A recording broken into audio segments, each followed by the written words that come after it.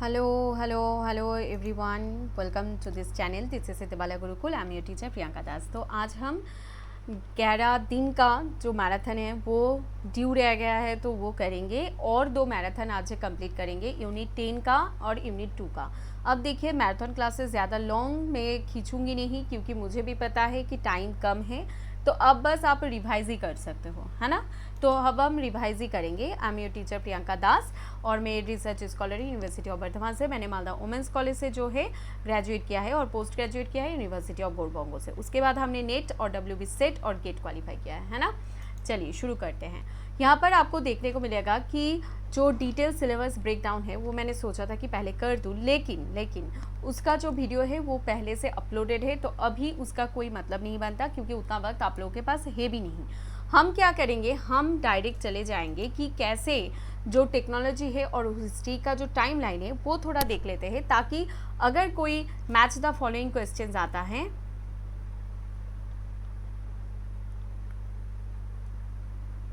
जो match the following questions आता है उसे आप कवर कर पाए। ठीक है, यहाँ पर देखिए प्री हिस्टोरिक एज जो कि स्टोन एज होता है 2.5 मिलियन BCE से 3000 BCE के जो टाइम पीरियड है उसमें ये स्टोन एज आता है। इसमें क्या हमें देखने को मिलता है, ह्यूमन सर्वाइवल बेस्ड टेक्नोलॉजी, जहाँ पर हंटिंग गैदरिंग होता है, नेचुरल रिसोर्स का इस्तेमाल यहाँ पर किया जाता है ना। स्टोन टूल्स होता है, हैंड एक्सेस यहाँ पर उन्होंने बनाया, फायर को डिस्कवरी किया, हंटिंग वेपन्स उन्होंने बनाया, सिंपल सिल्टर्स जो है उन्होंने बनाया सीखा, है ना। जितने भी सारे यहाँ पर स्टूडेंट्स हैं जिन्होंने हिस्ट्री कभी भी पढ़ा होगा, है ना, पढ़ा तो है, हर एक आदमी ने पढ़ा है ना, हर एक एस्पिरेंट्स ने यहाँ पर जो है आप लोगों ने पढ़ा है, तो आपको आइडिया है कि प्री हिस्टोरिक एज का मतलब क्या होता है। ठीक है, अब यहाँ पर देखिए पैलियोलिथिक एज जो ओल्ड स्टोन एज होता है जो कि 2.5 मिलियन BCE से 10,000 BCE के टाइम पीरियड में आता है। नॉमेडिक लाइफस्टाइल होता है, हंटिंग और फूड गैदरिंग, स्टोन वेपन्स होता है, controlled use of fire and cave tools होता है। मेसोलिथिक एज होता है जो कि मिडिल स्टोन एज में आता है, जो कि 10,000 BCE से 8,000 BCE के टाइम पीरियड के अंदर आता है। Transition from hunting too early settlement यहाँ पर देखने को आपको मिलेगा, है ना, जहाँ पर वो क्या करते थे, बस हंटिंग करते थे। पहले खाना एक साथ खाते थे, खाना को गैदर करते थे। अब वहाँ से हम कहाँ शिफ्ट हो रहा है कि हंटिंग से वो लोग अर्ली सेटलमेंट पर आए कि हम लोग एक ही जगह पर रहेंगे और वहाँ से जो है खाना जो है वो कलेक्ट करने की कोशिश करेंगे। इसे कहते हैं हम माइक्रोलिथ टूल्स इन्होंने किया, fishing technology, improved hunting tools. Okay, neolithic age की अगर आप बात करें जो न्यू स्टोन एज में आता है जो 10,000 BCE से 3000 BCE में हमें देखने को मिला, है ना। ये क्या है, एग्रीकल्चरल रिवोल्यूशन होता है, सेटल लाइफ देखने को मिलता है, बिगिनिंग ऑफ विलेजेस। यहाँ पर क्या होता है, न्यू स्टोन एज में हम गाँवों को क्या देखते हैं कि सेटलमेंट यहाँ पर बढ़ता है ना। Agriculture, domestication of animals, wheel, pottery, irrigation technologies, ये सब यहाँ पर होता है। ठीक है, ब्रोंज एज में हमें क्या देखने को मिलता है, 3300 BCE से 1200 BCE में, इस टाइम फ्रेम में, टाइम पीरियड में ब्रोंज एज देखने को मिलता है, जो क्या करता है, मेटल टेक्नोलॉजी को डेवलप करता है। अर्बन सिविलाइजेशन जहाँ से इमर्ज होता है ना, उसे हम कहते हैं bronze as. Bronze tools, weapons, writing system, advanced agriculture, trade networks, ये सब यहाँ पर होता है। ठीक है, आयरन एज की आप बात करें 1200 BCE से ये शुरू होता है। स्ट्रॉन्गर टूल्स यहाँ पर देखने को मिलता है, expansion of agriculture and kingdoms यहाँ पर होता है ना। आयरन टूल्स होता है, वेपन्स होता है, इम्प्रूव्ड फार्मिंग इक्विपमेंट यहाँ पर देखने को मिलता है। ठीक है, ये क्या होता है, आयरन एज में होता है। अब देखिए एंशियंट ट्रेडिशनल टेक्नोलॉजी, ये क्या है, टाइम पीरियड 3000 BCE से 1500 CE तक एंशियंट ट्रेडिशनल टेक्नोलॉजी हमें मिलता है, जहाँ पर हमें क्राफ्ट बेस्ड इकोनॉमी देखने को मिलता है कि मैनुअल स्किल्स होते थे, जहाँ पर लोकल प्रोडक्शन होता थे, सारे जो लोग थे वो अपने हाथों से चीज़ों को बनाते थे, है ना। यहाँ पर क्या होता है, राइटिंग सिस्टम होता है, पेपर रोड्स होता है, शिप्स, वाटर मैनेजमेंट सिस्टम होता है, आर्किटेक्चर होता है, मिडाइवल टेक्नोलॉजी में क्या होता है 500 सी से 1500 सीई तक टाइम फ्रेम होता है। Improvement in agriculture and craftsmanship यहाँ पर देखने को मिलता है। Wind mills, water mills, mechanical clocks, printing techniques, improved ships यहाँ पर मिलता है ना। मीडियल टेक्नोलॉजी में ये सब क्या होता है यहाँ पर हमें देखने को मिलता है। अर्ली मॉडर्न टेक्नोलॉजी में क्या होता है 1500 से 1750 तक टाइम पीरियड यहाँ पर चलता है। साइंटिफिक रेवोल्यूशन होता है, एक्सप्लोरेशन होता है, इंक्रीजिंग ट्रेड यहाँ पर होता है ना। Telescope, microscope, improved navigation tools, printing press expansion, ये सब यहाँ पर इन्वेंशन हमें देखने को मिलता है। याद रहेगा? Okay. First industrial revolution time period क्या है 1760 से 1840 तक यहाँ पर टाइम पीरियड होता है। Shift from hand production to machine production, factory system जो होता है वो यहाँ पर शुरू होता है। ठीक है।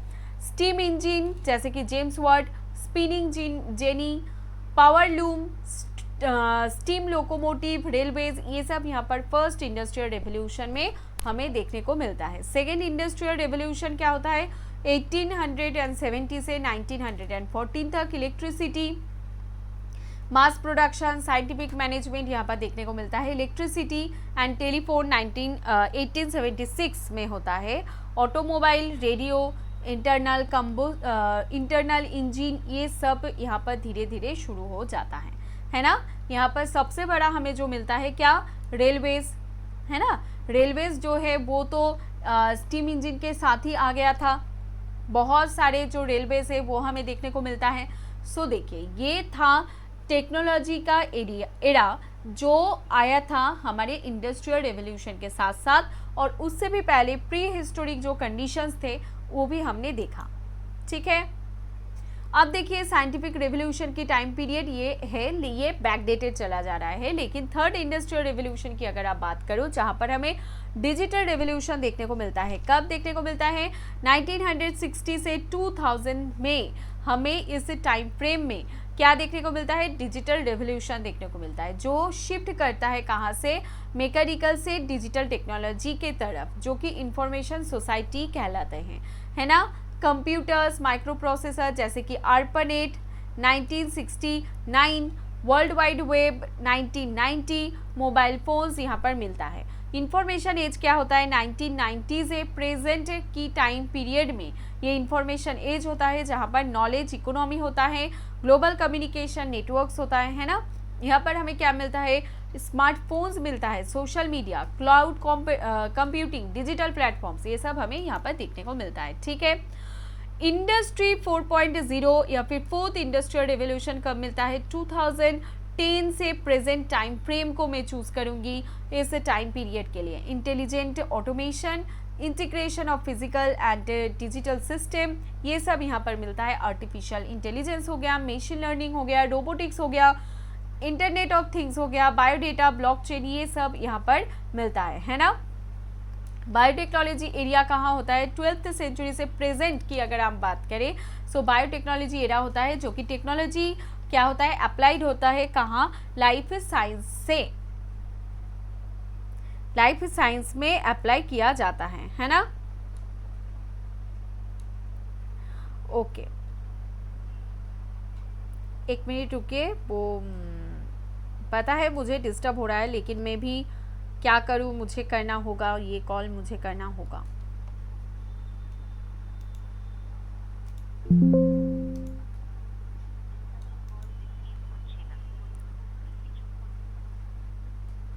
चलिए इनकमिंग कॉल उनका रिसीव नहीं हो रहा है, मतलब बैलेंस नहीं है उनका, तो कुछ कर नहीं सकते। चलिए सो ये याद रहेगा कि बायोटेक्नोलॉजी में हमें क्या मिलता है genetic engineering, DNA technology, CRISPR biotechnology. Okay. Nano technology में क्या मिलता है 21st सेंचुरी होता है जो कि manipulation of materials at atomic level देखने को मिलता है। नैनो मटेरियल्स होता है एंड नैनो मेडिसिन यहाँ पर देखने को मिलता है। ठीक है। अब देखिए यहाँ पर क्या है एंशिएंट पीरियड में कौन से टेक्नोलॉजी हमारे पास थे ओरल कम्युनिकेशन, जो क्या करता है लैंग्वेज को डेवलप करता है ना। एंशिएंट सिविलाइजेशन की अगर बात करें तो वो क्या होता है राइटिंग होता है। जो स्क्रिप्ट्स एंड रिकॉर्ड्स को राइट करते हैं। 15th सेंचुरी में प्रिंटिंग टेक्नोलॉजी होता है, जहां पर गुटेनबर्ग प्रिंटिंग प्रेस यहाँ पर मिलता है कब, 1450 में। 19th सेंचुरी में टेलीग्राफ होता है, जो कि लॉन्ग डिस्टेंस कम्युनिकेशन वहाँ पर मेजर डेवलपमेंट जो है वो देखने को मिलता है। 1876 में टेलीफोन होता है, जो कि वॉइस कम्युनिकेशन होता है ना। अर्ली 20th सेंचुरी में रेडियो, जो कि मास कम्युनिकेशन होता है। मिड 20th सेंचुरी में television, visual communication. Late 20th century में इंटरनेट, जो कि डिजिटल कम्युनिकेशन कहलाता है। 21st सेंचुरी में सोशल मीडिया प्लस एआई, जो कि नेटवर्क्ड सोसाइटी कहलाता है ना। इंडस्ट्रियल रेवोल्यूशन इंडस्ट्रियल रेवोल्यूशन जब आया था, सबसे पहला काम कौन से सोशियोलॉजिकल थिंकर्स का था, वो था कार्ल मार्क्स का। लेकिन आपको ये याद रखना है कि कार्ल मार्क्स पूरा सोशियोलॉजिस्ट नहीं है, वो पहले कौन थे, वो इकोनॉमिस्ट थे। He was a pure economist, okay, वो प्योर इकोनॉमिस्ट थे, ये आपको ध्यान में रखना है। उन्होंने कैपिटलिज्म के ऊपर काम किया है, एलियनेशन के ऊपर काम किया है कि कैसे लेबर्स जो है वो इंडस्ट्रियल रिवोल्यूशन में जब काम करने जाते हैं, जब वो कैपिटलिज्म के अंदर आते हैं तो वो कैसे एलियनेट हो जाते हैं, है ना। उसके बाद देखिए यहाँ पर क्या है, प्रिंट एंड इलेक्ट्रॉनिक मीडिया। इसका मतलब क्या है, मार्शल मैकलुहान ने इसे दिया था, जिन्होंने कॉन्सेप्ट दिया था ग्लोबल विलेज का। ग्लोबल विलेज का कॉन्सेप्ट क्या होता है कि आज हम जिस दौर से गुजर रहे हैं, यहाँ पर हम हर एक सोसाइटी को, एक पूरे इस दुनिया को ग्लोबल विलेज बोल सकते हैं, क्योंकि हर कोई हर किसी को जानता है, या तो फिर सोशल मीडिया के थ्रू, या तो फिर ज़्यादातर सोशल मीडिया के ही थ्रू, है ना, मास मीडिया के थ्रू। हम हर एक पॉलिटिकल लीडर की जो हर एक चीज़ है उसे हम ट्रैक करते हैं। कैसे ट्रैक करते हैं, मास मीडिया के थ्रू हम ट्रैक करते हैं, है ना। उसे हम कहते हैं क्या, मार्शल मैकलुहान। डिजिटल रिवोल्यूशन की अगर आप बात करें तो वो कौन से थिंकर्स वो देते हैं, मैनुअल कैसल्स देते हैं, जो कौन से कॉन्सेप्ट है, नेटवर्क सोसाइटी के कॉन्सेप्ट देते हैं, है ना। मार्शल मैकलुहान डिजिटल रिवोल्यूशन की कॉन्सेप्ट कौन देते हैं, मैनुअल कैसल, जो कि नेटवर्क सोसाइटी के कॉन्सेप्ट देते हैं। ग्लोबल टेक्नोलॉजी के कॉन्सेप्ट कौन देते हैं, डेविड हर्वी, जो क्या करते हैं, टाइम स्पेस कंप्रेशन के बारे में बात करते हैं, है ना। ग्लोबल टेक्नोलॉजी के बारे में कौन बात करते हैं, टाइम स्पेस कंप्रेशन की बात करते हैं। सर्विलेंस टेक्नोलॉजी की बात कौन करते हैं, मिशेल फूको। सर्विलेंस टेक्नोलॉजी की बात कौन करते हैं, मिशेल फूको बात करते हैं, जो कौन से कॉन्सेप्ट देते हैं, पेनोप्टिकॉन कॉन्सेप्ट देते हैं। इसका मतलब क्या है कि हम एक ऐसे सोसाइटी में बैठे हुए हैं जहाँ पर हमारे ऊपर जो है वो हर वक्त क्या कर रहे हैं, ध्यान रख रहे हैं, वॉच कर रहे हैं, हमारे हर एक मूवमेंट को वॉच कर रहे हैं। गवर्नमेंट हमारे हर एक चीज़ को टैग कर रहे हैं, कैसे, आधार के थ्रू, है ना, आधार के थ्रू ट्रैक करते हैं, पैन के थ्रू ट्रैक करते हैं कि पैन कार्ड से क्यों रखे हुए हैं, कि आप टैक्स देते हो या ना देते हो, इन सब के थ्रू क्या करते हैं, ट्रैक करते हैं, है ना, याद रहेगा। अब देखिए यहाँ पर स्टोन एज की अगर आप बात करें तो टूल्स एंड टेक्नोलॉजी का अगर बात करें तो क्या है, टूल्स एंड फायर आपको देखने को मिलेगा। सोशल चेंज क्या होगा, हंटिंग सोसाइटी होगा, है ना। न्यूलिथिक एज क्या होगा, एग्रीकल्चर। न्यूलिथिक एज क्या होगा, एग्रीकल्चर। सोशल चेंज क्या होगा, सेटल्ड सोसाइटी। ट्रेडिशनल एज की अगर आप बात करें, क्राफ्ट्स एंड हैंडलूम की यहाँ पर बात की जाती है, जहाँ पर सोशल चेंज क्या होता है, आर्टिशन इकोनॉमी। 1760 से 1840 तक क्या होता है, स्टीम इंजन आता है इंडस्ट्रियल सोसाइटी में। 1870 से 1940 तक इलेक्ट्रिसिटी एंड ऑटोमोबाइल आते हैं, जो कि मास प्रोडक्शन करते हैं। 1960 से क्या होता है, टेक्नोलॉजी, कंप्यूटर्स, इंटरनेट, ये सब टेक्नोलॉजी आते हैं, जो कि इंफॉर्मेशन सोसाइटी का काम करता है।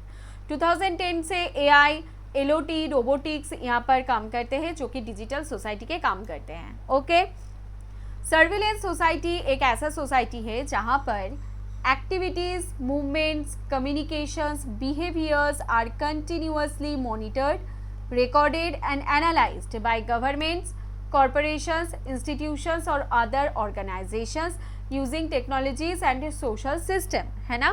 सर्विलेंस सोसाइटी क्या करते हैं कि वो एक सोसाइटी है जहाँ पर क्या होता है, हर एक चीज़ को रिकॉर्ड किया जाता है, एनालाइज किया जाता है, मॉनिटर किया जाता है। क्या कौन कौन ये कर सकते हैं? गवर्नमेंट, कोऑपरेशंस हो गए, इंस्टीट्यूशंस हो गया, या फिर अदर जो ऑर्गेनाइजेशंस है वो हो गए, है ना। अब सर्विलेंस सोसाइटी का सबसे बड़ा एग्जाम्पल आप देख सकते हो सीसीटीवी कैमरास, है ना, जो क्या कर रहे हैं कि वो हर एक घर में अभी सीसीटीवी कैमरास आ गया है। क्यों आया है? ताकि वो मॉनिटर कर पाए, रिकॉर्ड कर पाए, एनालाइज कर पाए अगर कोई भी ऐसा लोग आते हैं जहाँ से चोरी किया जाता है ना। तो वो लोग क्या करते हैं कि ये सब कुछ क्या करते हैं, ट्रैक करते हैं, ठीक है। अगर सिंपल वर्ड की अगर आप बात करें, in simple word, what is a society where watching and being watched becomes a normal part of everyday life. Surveillance society क्या है? सर्विलेंस सोसाइटी एक ऐसा चीज़ है जहाँ पर आपको पता होना चाहिए कि वॉचिंग, कि आप किसी को देख रहे हो, आप किसके ऊपर नज़र रख रहे हो, वो भी जैसे नॉर्मल है, और बीइंग वॉच्ड वो भी नॉर्मल है ना। अगर आपको कोई देख रहा है तो वो भी नॉर्मल है, and it becomes a normal part of everyday life. अभी हम लोग जब बाहर जाते हैं तो हमारे सबकॉन्शियस माइंड में ये होता है कि किसी ना किसी जगह सीसीटीवी कैमरास होगा जहाँ से कोई ना कोई व्यक्ति अगर चाहे तो मुझे ट्रैक कर सकता है कि नहीं? यस। कंटिन्यूअस मॉनिटरिंग की अगर आप बात करें, पीपल आर ऑब्जर्व्ड थ्रू, कैसे ऑब्जर्व किया जा रहा है? सीसीटीवी कैमरास के थ्रू ऑब्जर्व किया जा रहा है, स्मार्टफोन्स के थ्रू ऑब्जर्व किया जा रहा है, इंटरनेट एक्टिविटी को ट्रैक किया जा रहा है, डिजिटल प्लेटफॉर्म्स के ऊपर जो है वो क्या कर रहे हैं, कंटिन्यूअस मॉनिटर कर रहा है। डेटा कलेक्शन की अगर आप बात करें, पर्सनल इंफॉर्मेशन जैसे कि location, search, purchases, social media activity, वो क्या किया जा रहा है, कलेक्ट किया जा रहा है, और क्या किया जा रहा है, स्टोर किया जा रहा है ना। उसे हम क्या कहते हैं, डेटा कलेक्शन कहते हैं। टेक्नोलॉजी बेस्ड कंट्रोल की अगर आप बात करें तो क्या है, AI, facial recognition, biometrics, algorithm are used for tracking and prediction. जो टेक्नोलॉजी बेस्ड कंट्रोल है वो सब यहाँ पर देखने को मिलता है, जहाँ से हमें एआई मिलता है, फेशियल रिकॉग्निशन। अगर आपके पास ऐसा सीसीटीवी है, ऐसा फुटेज है जो क्लियर नहीं है, तो एआई के थ्रू, फेशियल रिकॉग्निशन के थ्रू आप उसे क्या कर सकते हो, बेहतर बना सकते हो, है ना। बिहेवियर रेगुलेशन क्या होता है? पीपल में change their behaviour because they know they are being watched. अब देखिए, सर्विलेंस सोसाइटी के जितने भी सारे कंटिन्यूअस मॉनिटरिंग हो गया, डेटा कलेक्शन हो गया, टेक्नोलॉजी बेस्ड कंट्रोल हो गया, बिहेवियर रेगुलेशन में भी सर्विलेंस सोसाइटी क्या करते हैं, बहुत ज़्यादा हेल्प करते हैं। क्योंकि अगर आप ऐसा लिखा होता है ना हर एक शॉपिंग मॉल में, हर एक जगह की you are under CCTV surveillance, तो इंसान को पता होता है कि हम कुछ ऐसा काम नहीं करेंगे जिससे मेरा जो स्टेटस है, मेरा जो इमेज है वो हार्म हो। इसीलिए पहले से क्या कर दिया जा रहा है, बोल दिया जा रहा है। उसके बाद है power imbalance. Organisations with data gain more power over individuals. जो ऑर्गेनाइजेशंस है वो डेटा को गेन करते हैं मोर पावर ओवर इंडिविजुअल। क्यों गेन करते हैं? ताकि इंडिविजुअल के ऊपर वो लोग ज़्यादा पावर जो है वो फैला पाए, है ना। मिशेल फुको की अगर आप बात करें तो यहाँ पर पेनॉप्टिसिज्म जो है वो देखने को मिलता है। 1975 में ये कॉन्सेप्ट आया था। Discipline and punish, the birth of prison, 1975। इस बुक में उन्होंने ये कॉन्सेप्ट जो है वो दिया था। अब देखिए, पेनॉप्टिसिज्म कॉन्सेप्ट उन्होंने क्यों दिया था, आपको पता होना चाहिए कि मिशेल फुको जो है वो किसके ऊपर काम करते हैं, प्रिजन के ऊपर काम करते हैं, है ना। उनके पास प्रिजन के ऊपर बहुत सारे उनके काम है। Discipline and punish, the birth of prison. मैं सजेस्ट करूंगी कि आपके पास अगर थोड़ा भी वक्त हो तो इग्न्यू का एक मिशेल फुको का जो बायोग्राफी है उसे आप एक बार पढ़ लीजिएगा, ताकि आपको याद रहे क्यों उन्होंने इन सारे कॉन्सेप्ट के ऊपर काम किया था। मैं ये सजेस्ट करती हूँ कि हर एक आदमी जो यहाँ पर है तो उन्हें ना ये पढ़ लेना चाहिए। क्या पढ़ लेना चाहिए? जो बायोग्राफी है हर एक थिंकर्स की, वो पढ़ना बहुत ज़्यादा ज़रूरी है। क्यों ज़रूरी है? क्योंकि अगर आप वो नहीं पढ़ेंगे तो वो सारे लोग क्यों काम कर रहे हैं किसी चीज़ के ऊपर, ये आप समझ नहीं पाओगे, ठीक है। और अगर वो आपने पढ़ लिया ना तो आपके माइंड में भी क्लियर रहेगा कि ये आदमी सोच कैसे रहा था, कैसे इनके सारे काम जो है वो एक दूसरे के साथ जुड़ा हुआ है। तो ये बहुत इंपॉर्टेंट है। पेनोप्टिकॉन क्या है? A prison design where a central watch tower can observe prisoners. जो एक वॉच टावर होता है, वहाँ से क्या होता है, जितने भी सारे प्रिजनर्स हैं उनके ऊपर जब वो नज़र रख पा रहे हो तो उसे हम क्या कहते हैं? उसे हम क्या कहते हैं? उसे हम कहते हैं सर्विलेंस सोसाइटी, है ना। मिशेल फुको तो इसी के बारे में बोल रहे हैं, पेनोप्टिकन के बारे में ही बोल रहे हैं। Prisoners never know when they are being watched, but prisoners को ऐसे एग्जैक्टली पता नहीं होता है कि कब उनके ऊपर नज़र रख रहा है ना। उन्हें बस ये पता है कि कोई उनके ऊपर हर वक्त नज़र रखे हुए है, तो उन्हें ऐसे ऐसे काम नहीं करना है। अगर वो करेंगे तो वो फंसेंगे, फॉर श्योर वो फंसेंगे। Because of uncertainty they discipline themselves. और ये जो अनसर्टिनिटी है कि कब उन्हें देख रहा है, कब उन्हें पता नहीं चल रहा है,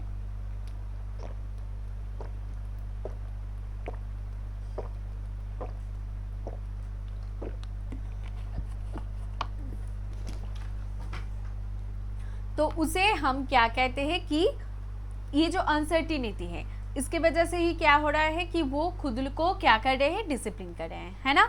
surveillance creates self control. Surveillance के वजह से ही सबके अंदर क्या आता है, सेल्फ कंट्रोल आता है, ठीक है।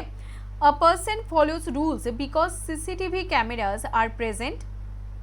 एक पर्सन जो है वो सीसीटीवी कैमरास के प्रेजेंट रहते हुए सारे रूल्स को फॉलो करते हैं। अगर सीसीटीवी कैमरास नहीं होगा तो उन्हें भी पता है कि हम अगर कुछ भी ना भी करें तो कोई बोलने वाला नहीं है। Even if nobody is actively watching, they know that cameras are recording everything, है ना। तो वो अपने जो भी कैरेक्टरिस्टिक्स होंगे, जो वो करना चाहते हैं, वो क्या करेंगे, सोच समझ कर करेंगे, है ना। सोच समझ कर करेंगे, ठीक है, याद रहेगा। इतना तक क्लियर है? चलिए,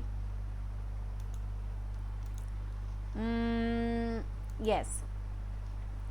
अब देखिए, आपको डेविड लियोन की सर्विलेंस सोसाइटी और सर्विलेंस स्टडी के बारे में जानना है, तो याद रहेगा मिशेल फुको का बुक का नेम क्या है? मिशेल फुको का जो बुक का नेम है वो क्या है? That is discipline and punish, है ना। मिशेल फुको का बुक का नेम क्या है? Discipline and punish, the birth of prison, 1975। याद रहेगा क्या है? 1975, ठीक है।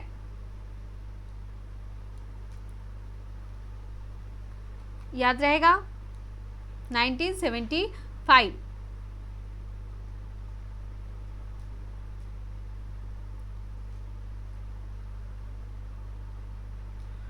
अब देखिए, डेविड लियोन ने कौन से बुक लिखे थे? सर्विलेंस सोसाइटी बोलकर ही उनका एक बुक है, मॉनिटरिंग एवरीडे लाइफ, जो कब आया था? 2001 में आया था। उन्होंने क्या कहा था कि modern societies have entered a surveillance era, जहां पर मॉडर्न सोसाइटीज जो है वो एक ऐसे सर्विलेंस एरा में आ गया है जहां पर personal data becomes a resource. जो पर्सनल डेटा है वो एक रिसोर्स के तरह वो इस्तेमाल करते हैं। एवरीबडी एक्टिविटीज़ आर ट्रैक्ड, जो हर दिन की एक्टिविटीज़ है उसे हम ट्रैक कर पाते हैं। And surveillance is not only by government but also by corporations. जो सर्विलेंस है वो गवर्नमेंट नहीं बल्कि कोऑपरेशंस जो है उससे भी ये सर्विलेंस करते हैं। ऑनलाइन शॉपिंग वेबसाइट से track your researches and recommend products. जो ऑनलाइन शॉपिंग के जो वेबसाइट्स हैं वो क्या करते हैं? वो आपके सर्च को ट्रैक करते हैं और क्या करते हैं? रिकमेंड करते हैं। बहुत सारे प्रोडक्ट्स जो होते हैं उन्हें रिकमेंड करते हैं, है ना। मैंने एक ड्रेस जो है वो चूज़ किया था, तो उसके बाद से जितने भी सारे एड्स आते हैं उस शॉपिंग के जो भी बस उस शॉपिंग के ऐप से नहीं, हर एक शॉपिंग ऐप से उस तरीके का ही ड्रेसेस मुझे दिखाया जाता है ना। इसे ही तो हम कहते हैं सर्विलेंस स्टडीज़। जो क्या हो रहा है कि गवर्नमेंट हमें बस सर्विलेंस करते हैं वैसा नहीं है, कोऑपरेशंस भी करते हैं। डेविड लियोन सर्विलेंस स्टडीज़ करते हैं, surveillance society monitoring everyday life 2001। Okay, अब देखिए जॉर्ज ऑरवेल बिग ब्रदर बोलकर एक कॉन्सेप्ट वो दिए थे, जो उनका बुक का नाम था 1949। मैनुअल कैसल ने नेटवर्क सोसाइटी के बारे में बोला था, जो कि 1996 में आता है, the rise of the network society. George Orwell Big brother 1949। Okay. Concept of big brother, a powerful authority constantly watches citizens. जो पावरफुल अथॉरिटीज होते हैं वो कॉन्स्टेंटली क्या करते हैं, सिटीजन्स को देखते हैं। Surveillance becomes a tool of political control. जो सर्विलेंस होता है वो क्या होता है, एक पॉलिटिकल कंट्रोल होता है, पॉलिटिकल टूल होता है। Famous idea, the big Brother is watching you. जो बिग ब्रदर है वो क्या कर रहा है, देख रहे हैं, है ना। ऐसा ही कॉन्सेप्ट उन्होंने दिया था। Powerful authority constantly watches. जो पावरफुल अथॉरिटी है वो कॉन्स्टेंटली क्या करते हैं, देखते हैं। किसे देखते हैं, सिटीजन्स को देखते हैं। जो become a tool of political control, जो क्या हो गया है, surveillance society becomes a tool of political control. आप जितने ज्यादा कंट्रोल रख पाओगे किसके ऊपर, सिटीजन्स के ऊपर, उतना ज्यादा गवर्नमेंट जितना कंट्रोल रख पाएंगे, गवर्नमेंट, है ना, उतना ज़्यादा वो स्टेट जो है क्या होगा, पीसफुली या तो फिर रन होगा, या तो फिर दूसरा भी हो सकता है कि उनका फ़ायदा उठाया जाए। ठीक है। So George Orwell Big Brother is watching you बोलकर एक कॉन्सेप्ट देते हैं, जो बुक का नाम है 1949। याद रहेगा, येस और no. Manuel Castells network society के बारे में बोलते हैं, the rise of network society 1996। Castells explains that in a digital society, Castells क्या बोलते हैं, जो हमारे डिजिटल सोसाइटी है, इंफॉर्मेशन फ्लोज थ्रू नेटवर्क्स। जो हमारे इंफॉर्मेशन है वो नेटवर्क के थ्रू क्या करते हैं, फ्लो करते हैं। Digital technologies increase possibilities of monitoring. जो हमारी डिजिटल टेक्नोलॉजीज है वो क्या करते हैं, इंक्रीज करते हैं पॉसिबिलिटीज ऑफ मॉनिटरिंग, है ना, याद रहेगा।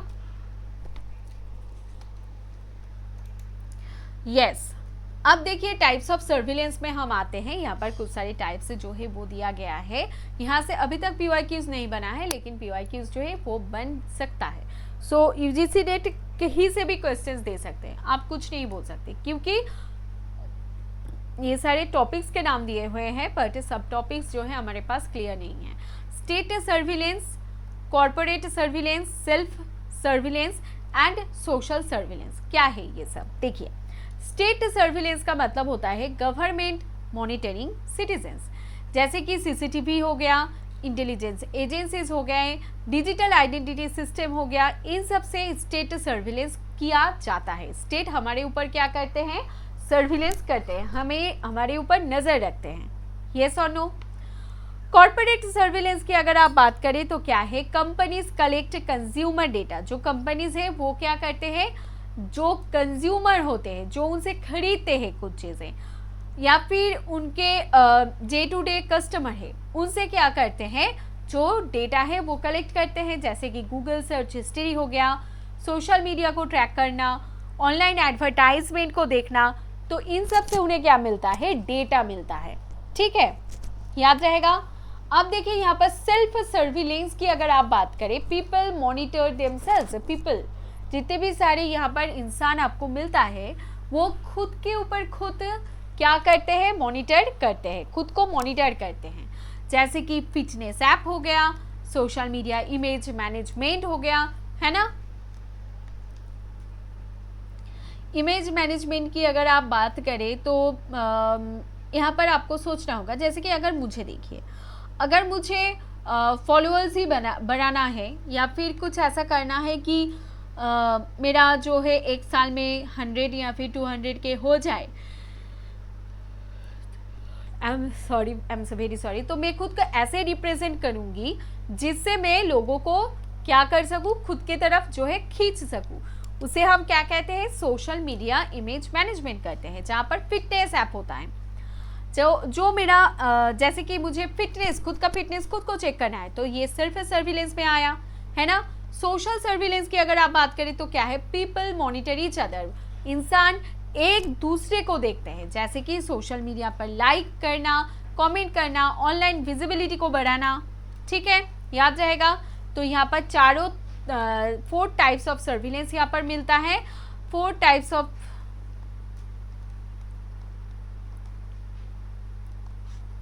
क्या है, एक नंबर स्टेट, दूसरे पर है कॉर्पोरेट, तीसरे पर क्या है सेल्फ सर्विलेंस, ओके, और चौथे पर क्या है सोशल सर्विलेंस, ठीक है, याद रहेगा। सो 4 types of surveillance, state surveillance, corporate surveillance, self surveillance, social surveillance, okay. यहाँ पर देखिए जितने भी सारे अभी तक हमने पढ़ा उसका शॉर्ट फॉर्म दिया गया है, पेनॉप्टिसिज्म, माइकल फूको, मिशेल फूको ने लिया था, किससे लिया था, पेनॉप्टिकॉन बोलकर कॉन्सेप्ट जेरोमी बेंथम से लिया था। सर्विलेंस सोसाइटी का कॉन्सेप्ट किसने लिया था, डेविड लियोन ने लिया था। बिग ब्रदर बोलकर जो कॉन्सेप्ट था वो किसने लिया था, जॉर्ज ऑरवेल ने लिया था। डिसिप्लिनरी सोसाइटी के कॉन्सेप्ट किसने लिया था, फूको ने लिया था। नेटवर्क सोसाइटी के कॉन्सेप्ट किसने लिया था, मैनुअल कैसल से लिए थे, ठीक है, याद रहेगा, येस और नो, ओके। चलिए, Henri Lefebvre, Michel Foucault, David Harvey, Manuel Castells, Anthony Giddens, George Simmel, Zygmunt Bauman. अब हम इन सारे कॉन्सेप्ट के बारे में पढ़ेंगे, ठीक है। चलिए 2 मिनट रुक जाते हैं ताकि आप भी थोड़ा सा रेस्ट ले लो। हाँ मुझे पता है रेस्ट लेने की कोई बात नहीं है, लेकिन मुझे लगता है 30 मिनट्स के बाद थोड़ा सा रिलैक्स कर लीजिए। 1 मिनट का।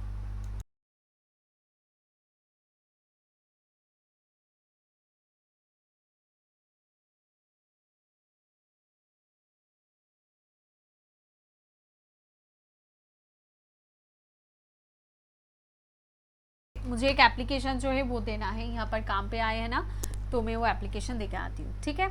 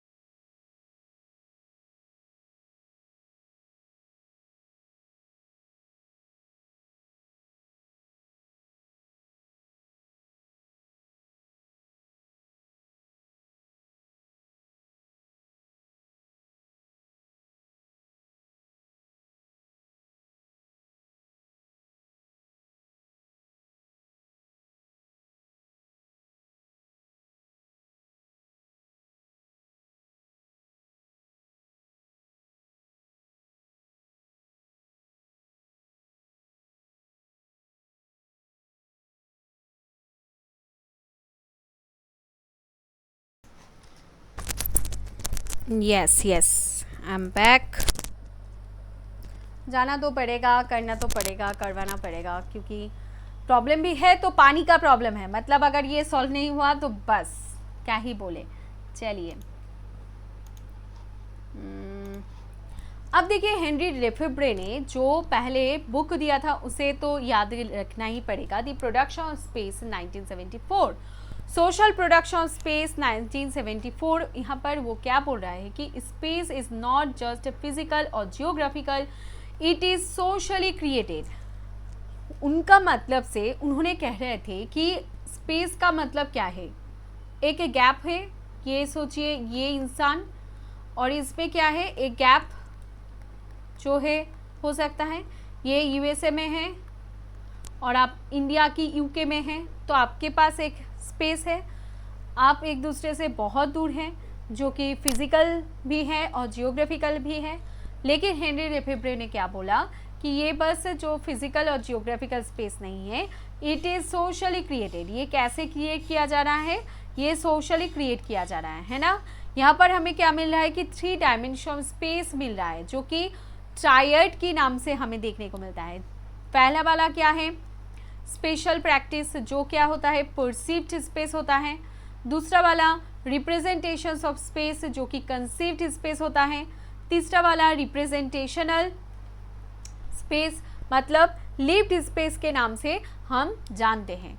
ठीक है, एक क्या हो गया, परसीव्ड स्पेस हो गया, दूसरा क्या हो गया, कंसीव्ड स्पेस हो गया, और तीसरा लिव्ड स्पेस हो गया। इसका मतलब क्या है कि एक स्पेशल प्रैक्टिस हमें देखने को मिलता है परसीव्ड स्पेस, मतलब मुझे लग रहा है कि मुझे वहाँ पर नहीं जाना चाहिए, ये काम नहीं करना चाहिए, वो परसीव किया हमने कि हमें यहाँ पर ये स्पेस जो है वो मेंटेन करना होगा। जैसे कि हम लोग चाहे तो डायरेक्ट वीसी के रूम में नहीं जा सकते, उसके नीचे जितने सारे अथॉरिटीज़ हैं हमें पहले उनसे बातें करना होगा, तो वो परसीव्ड स्पेस हो गया।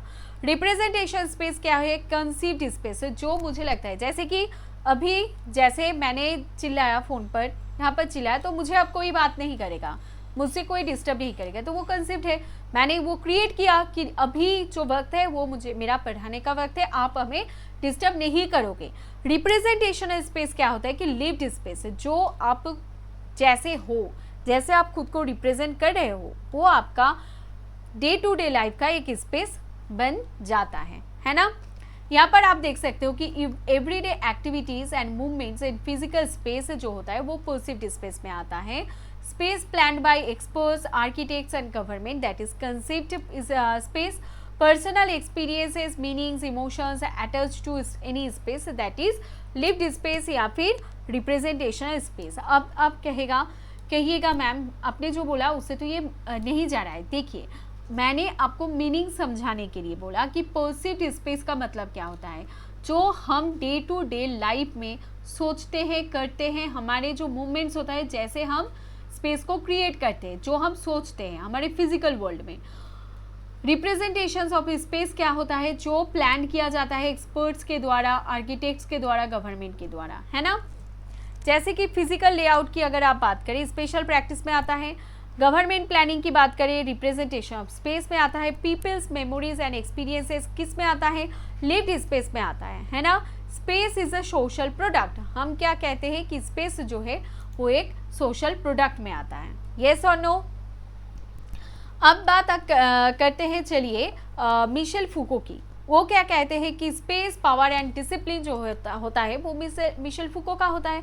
पैनोप्टिसिज्म यहाँ पर हम कहते हैं जो कॉन्सेप्ट है वो पैनोप्टिसिज्म के कॉन्सेप्ट से आते हैं। वो क्या कह रहे हैं कि Foucault argue that space can be used as a mechanism of power and control. जैसे कि प्रिजन को जैसे डिज़ाइन किया गया, स्कूल, हॉस्पिटल, फैक्ट्रीज को जैसे डिज़ाइन किया गया, वहाँ पर हम क्या करते हैं कि स्पेस, पावर एंड डिसिप्लिन, हम स्पेस देते हैं, क्रिएट करते हैं, हम स्पेस किसी को नहीं देते। जैसे कि स्कूल्स में स्पेस नहीं होता है ना। अगर आप कहेंगे कि मुझे स्पेस चाहिए, मुझे पर्सनल स्पेस चाहिए, मुझे एक अलग से एक खुद का क्लासरूम चाहिए, होगा क्या, नहीं, क्योंकि तब आपके ऊपर जो पावर और डिसिप्लिन है वो हम यूज़ नहीं कर पाएंगे, है ना। जैसे कि this space organises human behaviour, ये सब क्या करते हैं, ह्यूमन बिहेवियर्स को क्या करते हैं, कंट्रोल करते हैं, है ना। ठीक है।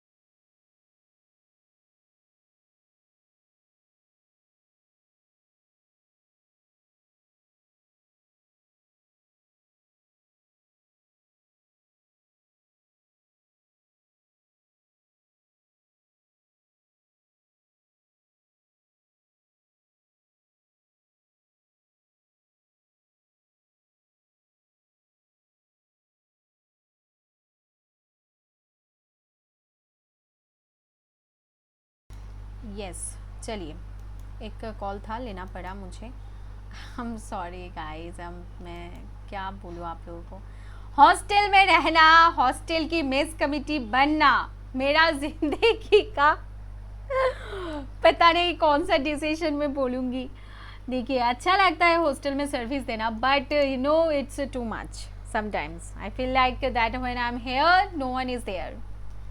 सो चलिए, डेविड हर्वी की जो कॉन्सेप्ट है वो आप देख लीजिए। टाइम, स्पेस एंड कंप्रेशन, ये याद रहेगा ना। मिशेल फुको का स्पेस, पावर एंड डिसिप्लिन, पेनॉप्टिसिज्म एक कॉन्सेप्ट है। आर्ग्यू क्या था उनका कि स्पेस के मदद से ही हम पावर और कंट्रोल को मैकेनिज्म करते हैं, जैसे कि प्रिजन को डिज़ाइन करना, स्कूल्स, हॉस्पिटल्स, फैक्ट्रीज को डिज़ाइन करना। और ये क्या करते हैं, this spaces organise human behaviour. ये स्पेसेस जो है ये क्या ऑर्गेनाइज करते हैं, ह्यूमन बिहेवियर को ऑर्गेनाइज करते हैं। स्पेस प्रोड्यूसेस डिसिप्लिन, जो स्पेस है ये क्या प्रोड्यूस करते हैं, डिसिप्लिन को प्रोड्यूस करते हैं, है ना। हेनरी लेफेब्रे का कॉन्सेप्ट याद रहेगा, सोशल प्रोडक्शन स्पेस, 1975 में आया था, ठीक है। Okay, panopticism, Michel Foucault, panopticon, Jeremy Bentham, surveillance society का कॉन्सेप्ट डेविड लियोन ने दिया था, Big Brother, George Orwell, disciplinary society Foucault, network society, Manuel Castells. Okay,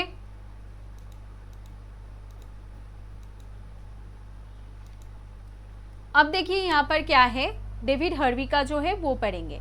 अब देखिए, मिशेल फुको का स्पेस ऑफ लॉज जो है 1906 में आया था। अब देखिए, हर एक को अलग अलग से यहाँ पर दिया गया है, लेकिन आपको याद रखना होगा कि ये, इसीलिए मैंने कहा ना कि बायोग्राफी कम से कम अभी तो नहीं होगा, अभी आपके पास टाइम नहीं है, लेकिन अगर किसी तरह से, अगर आप, मैं चाहूँगी कि आप क्वालिफाई कर जाए। बाय द वे, मैं ऐसा नहीं चाहती कि आप फिर से वापस आए, लेकिन अगर फिर से शुरू करना है तो ना पहले आप हर एक थिंकर्स की बायोग्राफी अगर आप पहले पढ़ेंगे, फिर उसके बाद उनके जो कॉन्सेप्ट्स है वो पढ़ेंगे, तब आपको समझ में आएगा कि कैसे एक दूसरे के साथ ये सब जुड़ा हुआ है, ठीक है।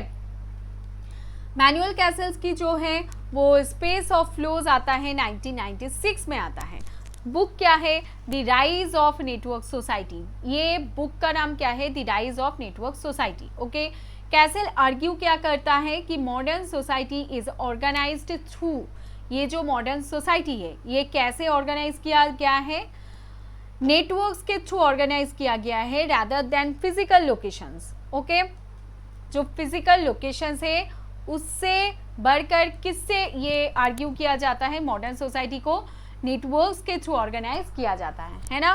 Space of places versus space of flows, इसका नाम जो है वो दिया गया है। एग्जाम्पल क्या है, स्पेस ऑफ प्लेस की अगर आप बात करें, फिजिकल लोकेशन हो गया, विलेज और सिटीज हो गया, फिक्स्ड जियोग्राफी होना चाहिए।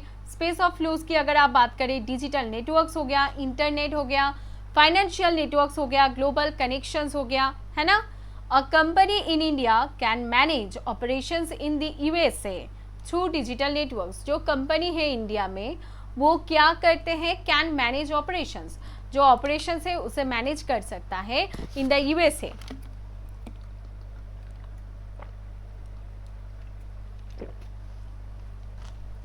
किसके थ्रू, डिजिटल नेटवर्क के थ्रू वो मैनेज कर सकता है ना।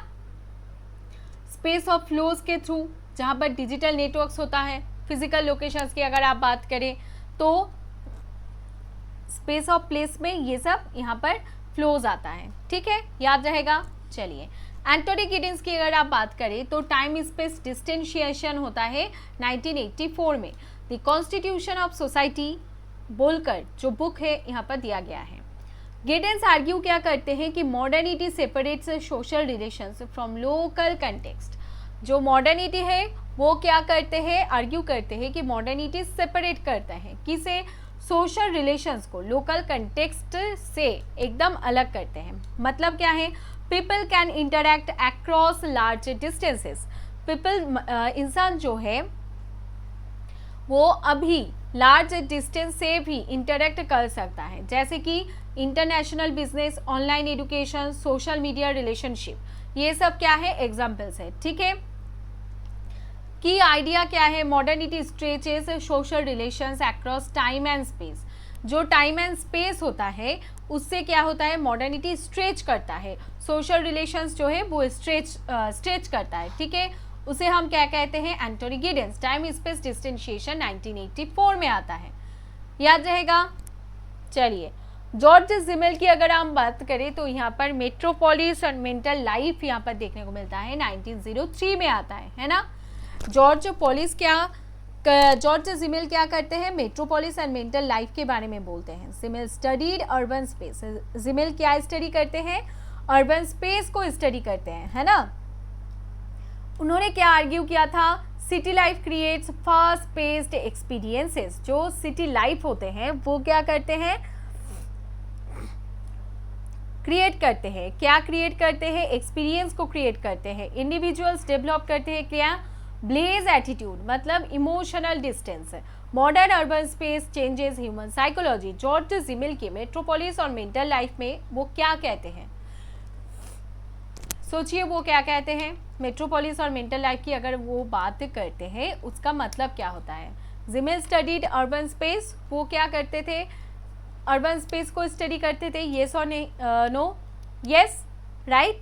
तो उनका मतलब क्या था कि उन्होंने एक डेवलप किया था, क्या डेवलप किया था, ब्लेज एटीट्यूड को उन्होंने डेवलप किया था, है ना।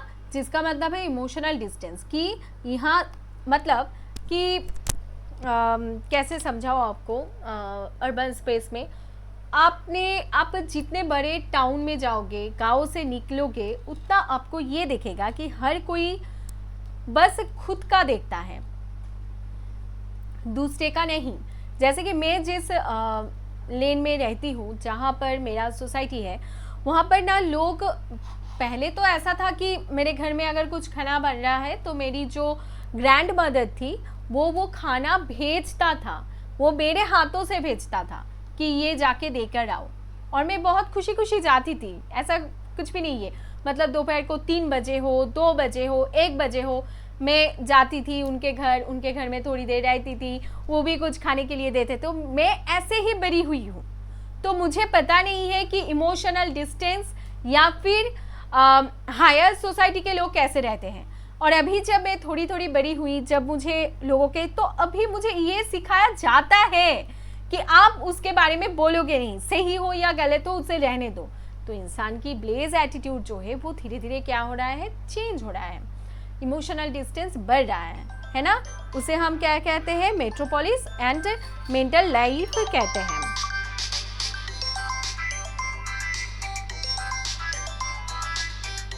घर का कॉल है, लेना ही पड़ेगा।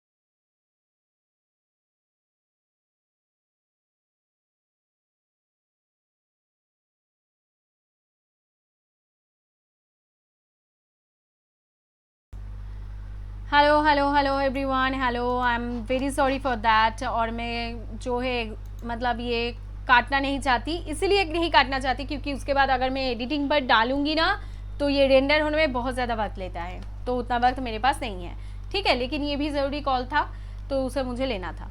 हेनरी लेफेब्रे ने जो कॉन्सेप्ट दिया था वो क्या था? Social production of space.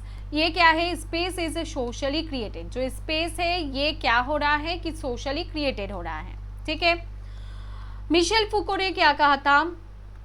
Disciplinary space के बारे में बोला था। Space controls behaviour. स्पेस जो है वो क्या करते हैं? कंट्रोल करते हैं बिहेवियर को, ठीक है। डेविड हर्वी ने क्या किया था? टाइम स्पेस कंप्रेशन की कॉन्सेप्ट दिया था, जहां पर टेक्नोलॉजी रिड्यूसेस डिस्टेंस। जो टेक्नोलॉजी है वो रिड्यूस करते हैं। कौन रिड्यूस करते हैं? डिस्टेंस को रिड्यूस करते हैं। मिशेल फूको क्या बोले थे कि स्पेस ऑफ फ्लोस के बारे में कॉन्सेप्ट दिए थे, जो क्या है? डिजिटल नेटवर्क्स ऑर्गेनाइज सोसाइटी, ठीक है। एंटोनी गिडेंस ने बोला था टाइम स्पेस एंड डिस्टेंसिएशन के बारे में, जो क्या है? सोशल रिलेशन से स्ट्रेच ग्लोबली। जो सोशल स्ट्रेच है वो क्या हो रहा है? वो ग्लोबली स्ट्रेच कर रहा है, ठीक है। जॉर्ज जिमेल ने क्या बोला था? मेट्रोपोलिस थ्योरी के बारे में बोला था, याद रहेगा। जॉर्ज जिमेल ने कौन सा कॉन्सेप्ट दिया था? मेट्रोपोलिस थ्योरी के बारे में कॉन्सेप्ट दिया था, जो क्या करते हैं? Urban space effects personality. जो हमारे अर्बन स्पेस होता है वो इफेक्ट करता है हमें, क्या? पर्सनली इफेक्ट करता है ना। ज़िगमंड बोमैन ने लिक्विड मॉडर्निटी के बारे में लिक्विड मॉडर्निटी के बारे में बोला था, जहां पर वो कहते हैं कि स्पेस और टाइम जो होता है वो फ्लूइड हो जाता है, ठीक है। लिक्विड मॉडर्निटी के बारे में बोलते हैं, जहां पर ज़िगमंड बोमैन की जो बातें थी कि हमारे जो मॉडर्निटी के फेज है ये इतना अब स्ट्रेच हो गया है, जो मॉडर्निटी है वो बढ़ गया है कि यहाँ पर टाइम स्पेस बिकम फ्लूइड, याद रहेगा, ठीक है। ग्लोबलाइजेशन के कॉन्सेप्ट यहाँ पर देखने को मिलता है। ग्लोबलाइजेशन इज द प्रोसेस, ये एक प्रोसेस है जहाँ पर ग्लोबल एंड लोकल जो है वो खुद के साथ क्या करते हैं? इंटरैक्ट करते हैं, इन्फ्लुएंस करते हैं एक दूसरे को, है ना। It refers to the adaptation of global ideas, products, cultures and practices according to local conditions. ये क्या कहते हैं? ये रेफर करते हैं, क्या रेफर करते हैं? To the adaptation of global ideas, products, cultures and practices according to the local conditions. Okay, याद रहेगा। Yes, the term combines global and local का मतलब होता है ग्लोकल, जैसे कि KFC चिकन। अब आपको बहुत सारे वैरायटीज देखने को मिलता है ना। ये सारे वैरायटीज क्या होते हैं? यहाँ पर आपको इंडियन वैरायटीज देखने को मिलेगा। फिर आप KFC हो गया, मैकडोनल्ड्स पे चले जाओ, वहाँ पर आपको इंडियन वैरायटीज मिलेगा। तो वो क्या करने की कोशिश कर रहे हैं? वो कह रहे हैं कि ग्लोबल के साथ साथ हमें लोकल को भी प्रायोरिटी देना होगा। Think globally and act locally, जिसका मतलब क्या है कि हम ग्लोबली सोचेंगे लेकिन हमें एक्ट कैसे करना होगा? हमें लोकली एक्ट करना होगा, है ना।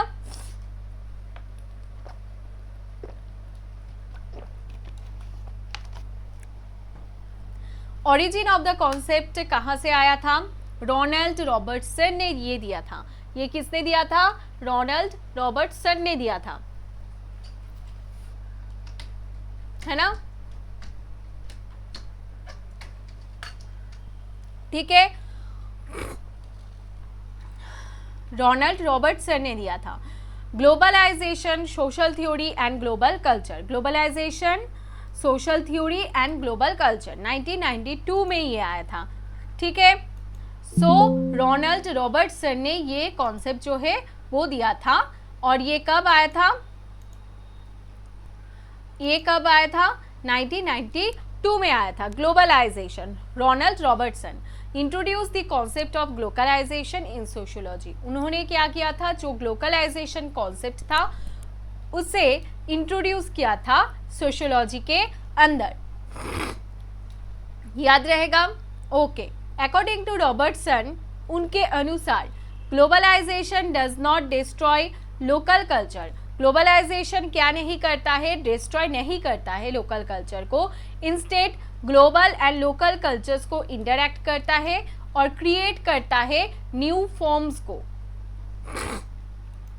ठीक है, अब देखिए यहाँ पर ग्लोबलाइजेशन की कुछ आइडियाज आपको देखने को मिलेगा। Interaction of global and local, global ideas are modified according to local needs. जो ग्लोबल आइडियाज है वो मॉडिफाई किया जा रहा है, कैसे?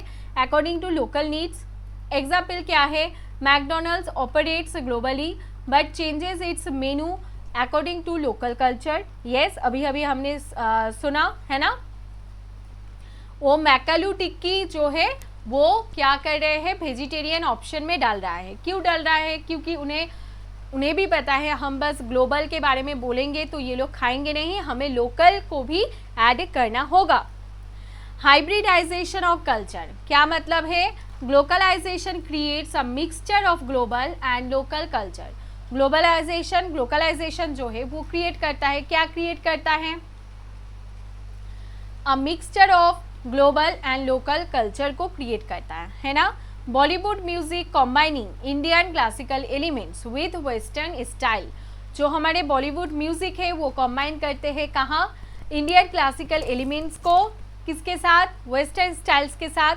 Indian fashion mixing traditional global trends. जो इंडियन फैशन है वो मिक्स करता है किसके साथ?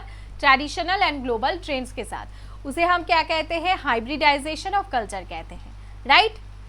उसके बाद देखिए यहाँ पर लोकल एडेप्टेशन के बारे में हम बोलते हैं, जहाँ पर हमें क्या पता है कि ग्लोबल प्रोडक्ट्स जो है, सर्विसेज जो है are changed according to local preferences. जो ग्लोबल प्रोडक्ट्स है, सर्विसेज है, वो क्या हो रहा है? आर चेंज हो रहा है। किसके अनुसार? लोकल प्रेफरेंस के अनुसार। इंटरनेशनल ब्रांड्स एडप्टिंग एडवर्टाइजमेंट्स इन लोकल लैंग्वेज। जो इंटरनेशनल ब्रांड है वो एडप्ट कर रहा है क्या? एडवर्टाइजमेंट्स को लोकल लैंग्वेज के साथ, right, that is local adaptation. Hybridisation of culture की अगर आप बात करें, हम इंडियन म्यूजिक को वेस्टर्न कल्चर के साथ क्या कर रहे हैं? जोड़ने की कोशिश कर रहे हैं। हम इंटरेक्ट कर रहे हैं ग्लोबल और लोकल के साथ, राइट, यस। अब देखिए रोनाल्ड रॉबर्टसन की अगर आप बात करें, यहाँ पर है ग्लोबलाइजेशन, जो ग्लोबल और लोकल को इंटरैक्ट करते हैं। अर्जुन अपादोराय जो है वो ग्लोबल कल्चरल फ्लोज के बारे में बोलते हैं। Different flows shape global culture. George Ritzer McDonaldization के बारे में बोलते हैं, जो क्या होता है? ग्लोबल स्टैंडर्डाइजेशन होता है। नेस्टर गार्सिया कैंसलिनी, ये क्या है? कल्चरल हाइब्रिडाइजेशन है, मतलब मिक्सिंग ऑफ कल्चर, ठीक है। Globalisation expansion of global culture, interaction of global and local. Create similarity means creates diversity plus adaptation. One global market, local modification of global products, ठीक है, याद रहेगा। ग्लोबलाइजेशन जो concept है ये किसने दिया था? रोनाल्ड रॉबर्टसन ने दिया था। बुक का नाम क्या है? Globalisation social theory and global culture 1992, right. Book का नाम क्या है? Globalisation social theory and global culture 1992। Formula क्या है? ग्लोबल प्लस लोकल मतलब ग्लोकल। जो फॉर्मूला हमें मिलता है वो फॉर्मूला क्या है? ग्लोबल प्लस लोकल, दोनों मिक्स होकर क्या होता है? ग्लोकल। फोकस क्या है? Interaction between global and local culture, ठीक है। फोकस क्या है? इंटरैक्शन होना चाहिए किस में? ग्लोबल एंड लोकल कल्चर के अंदर। Related to globalisation and cultural change, और ये किसके साथ रिलेट करता है? ग्लोबलाइजेशन और कल्चरल चेंज के अंदर रिलेट करते हैं, ठीक है, याद रहेगा। ये बुक इंपॉर्टेंट है, याद रखिए। Social theory and global culture, globalisation, ठीक है, इसके अंदर ही ग्लोकल का कॉन्सेप्ट है, याद रहेगा। चलिए उसके बाद यहाँ पर देखिए मैकडोनलाइजेशन बोलकर एक कॉन्सेप्ट हमें मिलता है, उसका 4 डायमेंशंस हमें देखने को मिलता है ना। चलिए पहले उसे देखते हैं, मैकडोनलाइजेशन क्या है। अब देखिए मैकडोनलाइजेशन जो कॉन्सेप्ट है वो किसने डेवलप किया था? जॉर्ज रिट्जर ने डेवलप किया था। इसके अनुसार उनका मतलब क्या है? To explain how the principles of fast food restaurants specially McDonald's have spread into different areas of modern society. कैसे जो मैकडोनल्ड्स की फास्ट फूड रेस्टोरेंट्स है, प्रिंसिपल्स है, वो चारों तरफ क्या हो गया है, स्प्रेड कर गया है। ठीक है, spread into different areas of modern society, उसे हम मैकडोनलाइजेशन कहते हैं।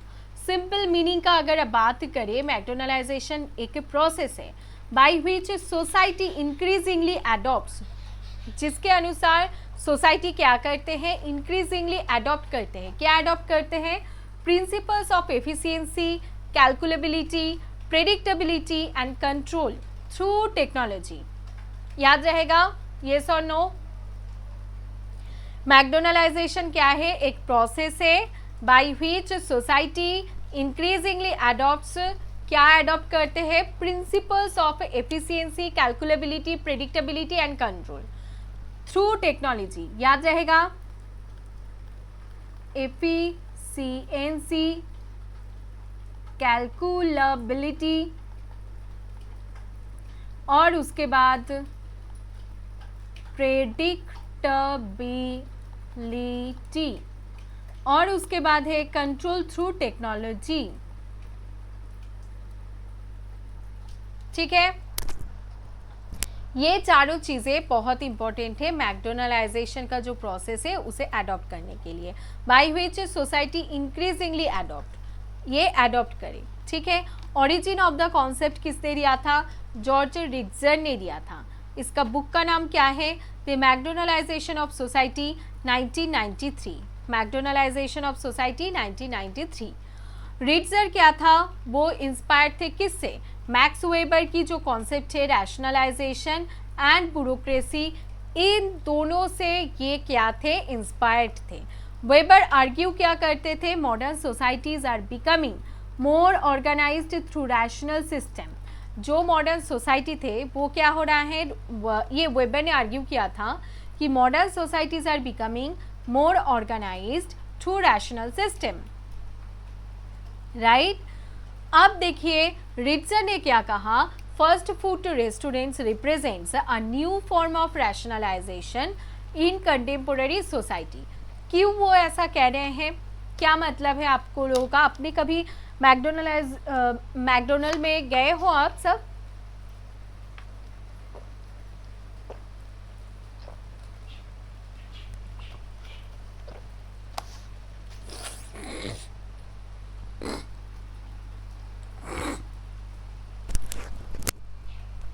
अगर आप लोग गए हो तो आप लोगों को पता होगा कि वहाँ पर एक सिस्टम होता है जहाँ पर हर एक चीज़ को बहुत ज़्यादा पर्सनलाइज्ड कर दिया जाता है ना। वहाँ पर जो स्टाफ से उनके लिए बैठने की प्रॉपर जगह नहीं होता है, जितने भी सारे कस्टमर्स आते हैं उनके लिए बहुत प्रॉपर बैठने की जगह नहीं होता है कि आप चीज़ें लो, खरीदो और निकल जाओ। ऐसा कुछ कॉन्सेप्ट है ताकि टाइम सेव हो और वो प्रेडिक्ट कर पाए कि क्या लोग चाहते हैं। तो इससे क्या होता है कि कंपनी की प्रॉफिट बहुत ज़्यादा बढ़ जाता है ना। 4 डायमेंशंस ऑफ मैकडोनलाइजेशन यहाँ पर देखने को मिलता है, जैसे कि एफिशिएंसी, इनका मतलब क्या है? Finding the fastest method to complete a task. ये क्या है? ये फर्स्टेड मेथड है जो एक टास्क को कंप्लीट करने के लिए होता है। फास्ट फूड सर्विस होता है online shopping with 1 click ordering, है ना। आप एक क्लिक से क्या कर सकते हो? ऑनलाइन फूड सर्विस जो है वो ले सकते हो। तो ये फर्स्टेस्ट मेथड जो है एक टास्क को कंप्लीट करने के लिए यूज़ हो रहा है।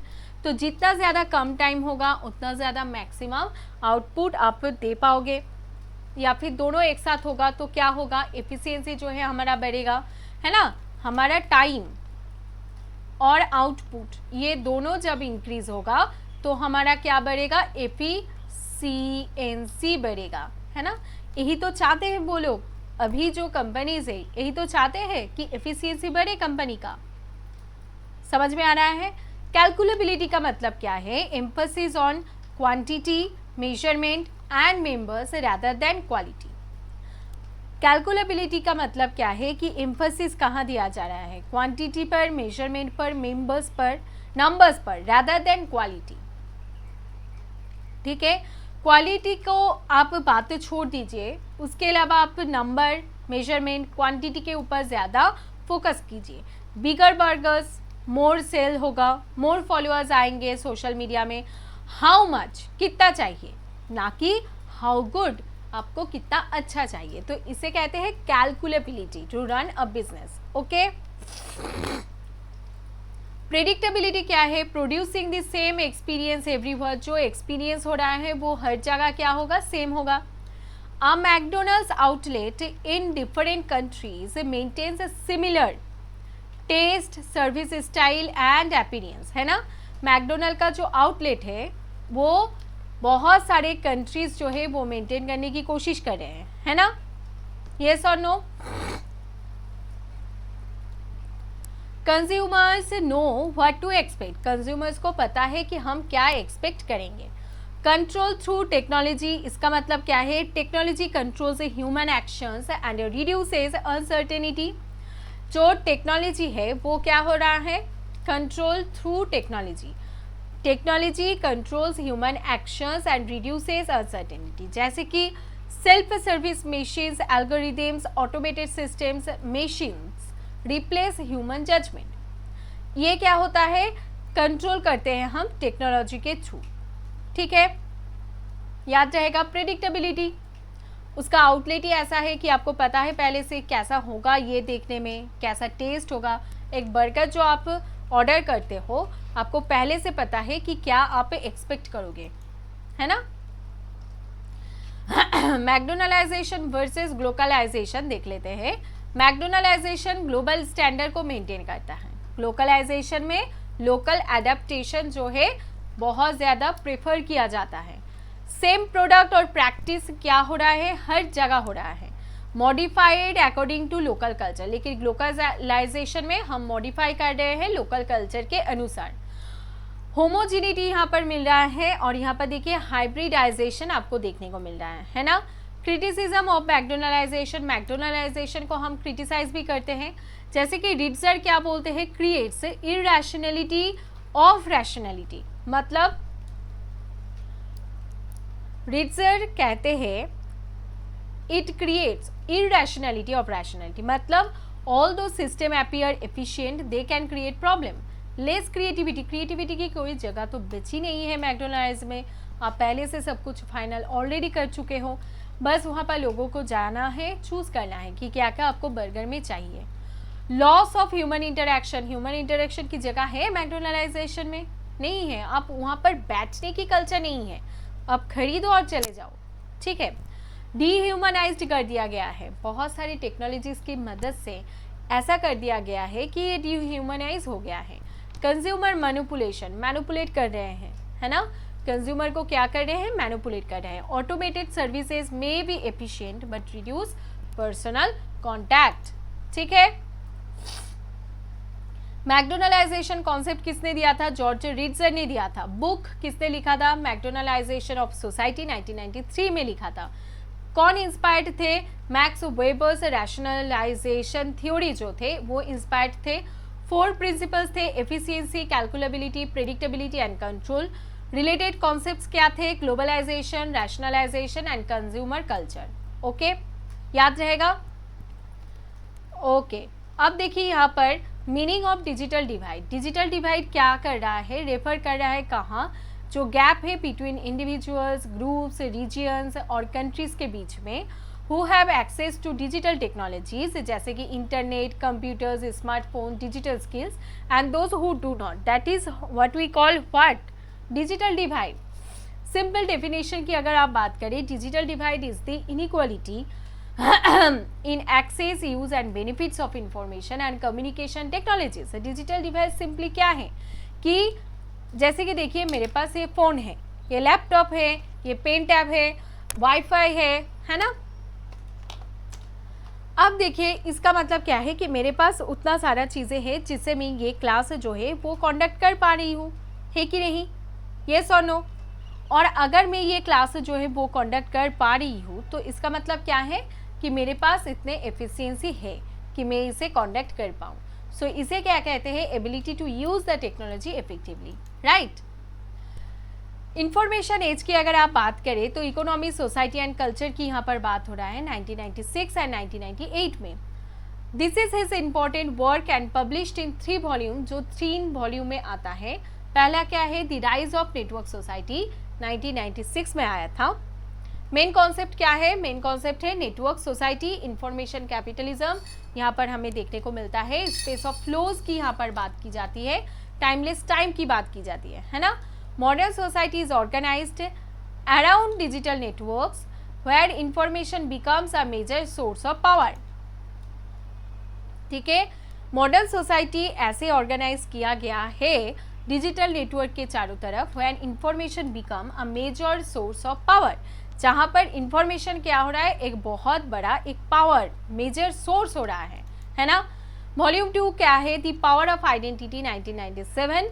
मेन कॉन्सेप्ट क्या है, आइडेंटिटी फॉर्मेशन हो गया, सोशल मूवमेंट्स हो गया, कल्चरल आइडेंटिटी हो गया। Castells explains how people create identities through, Castells explain करते हैं कैसे इंसान खुद के आइडेंटिटीज बनाते हैं, किसके थ्रू, रिलीजियन के थ्रू, नेशनलिज्म के थ्रू, सोशल मूवमेंट्स के through, resistance against dominant system के थ्रू, है ना। उसे हम क्या कहते हैं, पावर ऑफ आइडेंटिटी। 1997 में ये आया था, ये मेन कॉन्सेप्ट है। ओके, वॉल्यूम 3 में क्या है, end of millennium 1998, globalization, economic transformation, social change in information age. It discuss global capitalism, inequality, crisis of institutions. Okay, याद रहेगा। The internet galaxy reflects on the internet, business and society in 2001।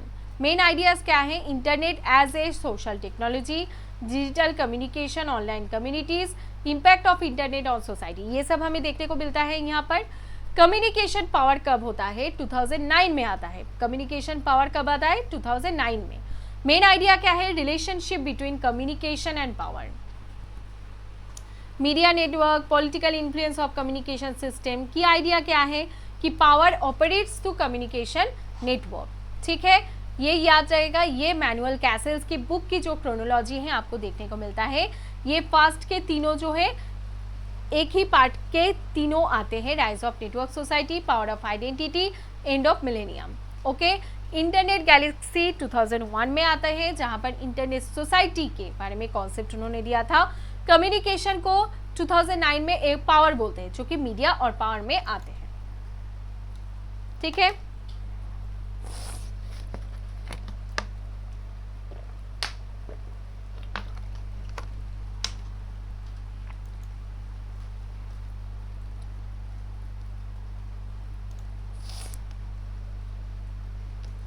Martial मैकलूहन की concept है Gutenberg galaxy.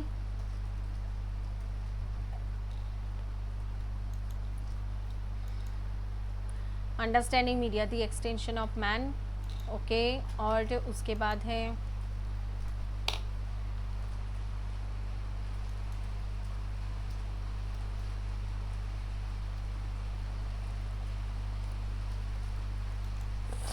Understanding media extensions of man 1964। Media and human senses, media as extension of human body. Yes, hot media and cold media. Yes, we know that. Laws of media.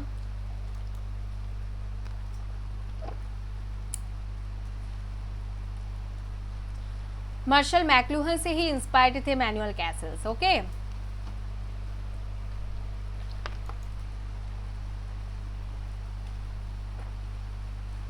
Hyper reality के बारे में पढ़ना है।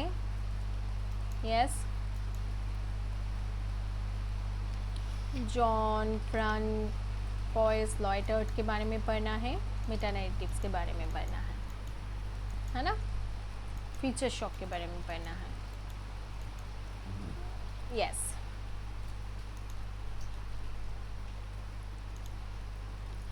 अब देखिए यहाँ पर मैं ये माइक जो है ना ये थोड़े पास कर लेती हूँ ताकि मुझे थोड़ा चीखना कम पड़े, गला जो है वो बैठ रहा है। The concept of global village, इसका मतलब क्या है, किसने दिया था, मार्शल मैकलूहन ने दिया था, राइट। उसका बुक का नाम क्या है, गुटेनबर्ग गैलेक्सी, 1962 में आया था। मार्शल मैकलूहन कौन थे, कैनेडियन कम्युनिकेशन थ्योरिस्ट थे, जिन्होंने रिलेशनशिप के बारे में पढ़ा था, किसके अंदर, मीडिया, टेक्नोलॉजी एंड सोसाइटी के अंदर, right. Marshall McLuhan argued that electronic media जो थे, especially television, later internet, would make the world like a small village, right. McLuhan क्या आर्ग्यू कर रहे थे कि इलेक्ट्रॉनिक मीडिया जो है would make the world like a small village where people can communicate instantly across the geographical distance, है जहाँ पर जो इंसान है वो कम्युनिकेट कर सकता है एक दूसरे के साथ, और इससे क्या होता है कि हम वर्ल्ड को एक छोटा सा गांव की तरह भी देख सकते हैं जहाँ पर हर एक लोग एक दूसरे के साथ बात कर रहे हैं, right. Everyone knows what happens quickly and communication is immediate, events effect everyone, जो इवेंट होता है वो हर किसी को इफेक्ट करता है। सिमिलरली इलेक्ट्रॉनिक मीडिया क्या कर रहा है, क्रिएट कर रहा है अ कनेक्टेड ग्लोबल कम्युनिटी को, ठीक है। की idea, electronic media compresses space and time making the world interconnected, alright. अब देखिए गुटेनबर्ग गैलेक्सी के बारे में अगर आप बात करें, the making of topographic man 1962, main topic क्या है, impact of printing technology on human society. जो प्रिंटिंग टेक्नोलॉजी है उसका तो इम्पैक्ट पड़ेगा ह्यूमन सोसाइटी के ऊपर, है ना। इसे क्या जाए, गुटेनबर्ग गैलेक्सी कहा जाता है। कहाँ से रिलेटेड है, प्रिंटिंग टेक्नोलॉजी से रिलेटेड है 1962 में। How printing press changed knowledge production, पहले हमें एक बुक लिखने में जितना वक्त लगता था, लेकिन जब हमारे पास प्रिंटिंग टेक्नोलॉजी आया तब हम इसे बहुत सारे नंबर्स में बुक्स लिखने लगे, न्यूज़पेपर धीरे धीरे आने लगा, है ना। इंडिविजुअल थिंकिंग जो है वो पब्लिश हम कर पाए, नेशनल आइडेंटिटी को हम प्रायोरिटी दिए, मॉडर्न सोसाइटी को हमने कहा ठीक है आना चाहिए। इसे हम गुटेनबर्ग के एज कहते हैं और ये डोमिनेट होता है किससे, प्रिंट कल्चर से, ठीक है, याद रहेगा 1962 में ये आया था, okay. Understanding media the extensions of man 1964, media and human senses की यहाँ पर बात किया जा रहा है। This is his most famous book, क्या है, the medium is the message. Media क्या है, मीडियम एक मैसेज है। मीनिंग क्या है, the medium technology itself shapes society more than the content. जो मीडिया है, टेक्नोलॉजी है, वो क्या करते हैं, इटसेल्फ शेप करते हैं किसे, सोसाइटी को, more than the content, okay.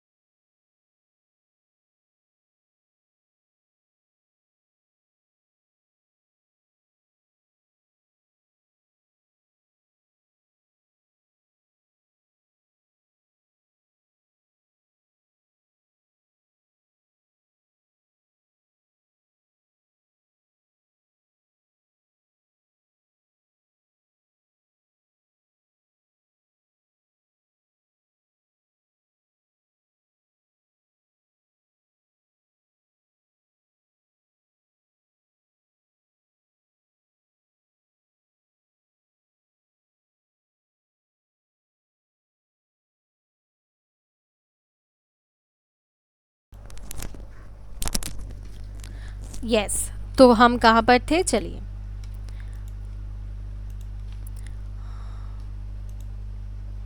हाँ, तो understanding media the extension of man 1964, television changes society not only because of programs but because of the way it changes communication pattern. Television बस हमारे society को इसीलिए नहीं change कर रहा है कि बहुत सारे नए प्रोग्राम्स आ गए हैं, या फिर इसलिए भी नहीं कि वहाँ पर और भी सारे पैटर्न्स हैं कम्युनिकेशन को चेंज होने के लिए, है ना। Medium technology itself shape the society more than the content, okay. Media as extensions of a human body, McLuhan argue करते हैं क्या, जो व्हील है वो एक्सटेंशन ऑफ फुट है, टेलीफोन जो है एक्सटेंशन ऑफ वॉइस है, टेलीविजन एक्सटेंशन ऑफ विजन है, telephone voice television vision, technology extends human abilities, जो हमारी ह्यूमन एबिलिटी था एक्सप्रेस करने का, कम्युनिकेट करने का, वो हम अभी बहुत ज़्यादा एडवांस कर चुके हैं, राइट, ओके अब देखिए हॉट मीडिया और कूल मीडिया के बारे में वो बोलते हैं कि अंडरस्टैंडिंग मीडिया 1964। हॉट मीडिया और कूल मीडिया, हॉट मीडिया क्या है, हाई इंफॉर्मेशन रिलेटेड होता है, रिक्वायर्स लेस ऑडियंस पार्टिसिपेशन, जैसे कि बुक्स, रेडियोस, फोटोग्राफी, इन सब में अगर 1 पर्सन भी होगा तब भी ये चल जाएगा, है ना। बुक अगर एक ही आदमी पढ़ेंगे तब भी हो जाएगा। कूल मीडिया क्या है, less information, requires more audience, television, telephone. Information शायद छोटा हो, इंफॉर्मेशन जो है वो क्या हो, वो कम हो, लेकिन इंफॉर्मेशन कम होने का मतलब ये नहीं होता है कि टेलीविज़न का जो ऑडियंस का पार्टिसिपेशन है वो भी कम हो, है ना, वो ज़्यादा होना चाहिए। ठीक है, जैसे कि अगर मोबाइल की आप बात करो या फिर अभी टेलीफोन की अगर आप बात करो तो वहाँ पर बहुत सारे लोग जो है एक दूसरे के साथ जुड़ सकते हैं, लेकिन इंफॉर्मेशन शायद छोटा हो, है ना, याद रहेगा। ठीक है, लॉज ऑफ मीडिया की अगर आप बात करें 1988 में आया था। लॉज ऑफ मीडिया में इन्हेंसमेंट आया था, एब्सोलेंस आया था, रिट्राइवल आया था, रिवर्सल आया था। ठीक है, मीडियम थ्योरी आया था। लॉज ऑफ मीडिया की अगर आप बात करें 1988 में आया था। McLuhan proposed 4 questions about any technology. Enhancement की अगर आप बात करें, what does the technology improve, internet improves communication speed. Obsolescence, what does it replace, email reduces dependence on letters. Retrieval की अगर आप बात करें, social media brings back community interaction. Social media क्या करते हैं, कम्युनिटी के इंटरेक्शन को वापस लाते हैं, है ना। रिवर्सल क्या होता है, टू मच डिजिटल कम्युनिकेशन में reduce face to face interaction. Medium theory क्या है, McLuhan central argument. Media technology क्या करते हैं, शेप करते हैं human perception, social relationships, culture, political system. The content is less important than the medium itself. Question क्या है, ग्लोबल विलेज कॉन्सेप्ट है मार्शल मैक्लूहन। बुक क्या है, the Gutenberg galaxy 1962। Medium is the message, understanding media 1964। Hot and cool media, understanding media. Laws of media 1998। Media as extension of man, that is McLuhan. याद रहेगा, ठीक है। John बॉड्रिलार्ड कौन थे, was a French sociologist. वो French sociologist थे, post modern theorist थे, जिन्होंने स्टडी किया था कंज्यूमर सोसाइटी को, मीडिया को, साइन और रियलिटी को। हिज मोस्ट फेमस कॉन्सेप्ट क्या थे, हाइपर रियलिटी। हाइपर रियलिटी का मतलब क्या है, hyper reality is a condition where representations, images, simulations become more real and meaningful than actual reality itself। ठीक है, हाइपर रियलिटी क्या है, हाइपर रियलिटी एक ऐसा कंडीशन है जहाँ पर हम क्या करते हैं, रिप्रेजेंट करते हैं इमेजेस को, simulations become more real and meaningful than actual reality itself. जैसे कि आप मुझे देख रहे हो, आप मुझे इसे मतलब ये शायद 720p का भी कैमरा क्वालिटी ना हो, है ना। मेरा लैपटॉप का जो कैमरा है उसका कैमरा क्वालिटी अच्छा नहीं है, तो आप जो मेरा फेस देख रहे हो, जैसे मुझे देख रहे हो, मैंने अपने मतलब मैंने सनस्क्रीन जो है वो लगा लिया था क्योंकि मुझे पता था कि बहुत ज़्यादा लेट हो जाएगा क्लासेस लेते थे, तो आप मुझे रियलिटी देख रहे हो। लेकिन अगर आप मेरे सोशल मीडिया हैंडल पर जाओ तो वहाँ पर मुझे पहचान नहीं पाओगे, है ना। यहाँ तक मैं खुद भी सज लूँ तो मुझे खुद पहचान नहीं आता है, और DSLR से पिक्चर उठा लूँ तो चलिए कोई बात नहीं, ऐसा लगता है कि कोई दूसरे जगह का एक इंसान हूँ। तो ये होता है ना। People start experiencing a constructed reality created by media, technology and symbols rather than direct reality. ये क्या होता है, पीपल, इंसान जो है वो एक्सपीरियंस करना शुरू करता है, क्या, कंस्ट्रक्टेड रियलिटी को एक्सपीरियंस करना शुरू करते हैं। A person creates a perfect outline image, edited photos, luxury lifestyles, post filtered identity. Okay, people में believe that online image is the real person. जो ऑनलाइन इमेज है वो क्या है, एक सच्चा इंसान है ना। But the online version is actually a simulation. जैसे कि AI से अभी जो है गर्ल की एक इमेज बना लिया जाता है और उससे बहुत सारे वीडियोस जनरेट किया जाता है। तो इंसान तो उसे सच मानने लगते हैं, है ना। Representations become more important than the real person, जिसे हम क्या कहते हैं, हाइपर रियलिटी कहते हैं। ठीक है, अब यहाँ पर कुछ सारे कॉन्सेप्ट्स जो है बहुत इंपॉर्टेंट है। पहला है साइम्युलरा का, मतलब जो सिंगुलर नंबर से, जो सिंगुलर नंबर है वो साइम्युलक्रम है, मतलब क्या है, अ कॉपी और representation that no longer has a connection with the original reality, जो कि ओरिजिनल रियलिटी के साथ कोई कनेक्शन नहीं है। A theme park creates a perfect version of a historical place, visitors experience the artificial version of reality. जो visitor है वो क्या करते हैं, एक्सपीरियंस करते हैं। क्या एक्सपीरियंस करते हैं, जो आर्टिफिशियल वर्जन ऑफ रियलिटी है उसे एक्सपीरियंस करते हैं। येस और नो, याद रहेगा, ठीक है।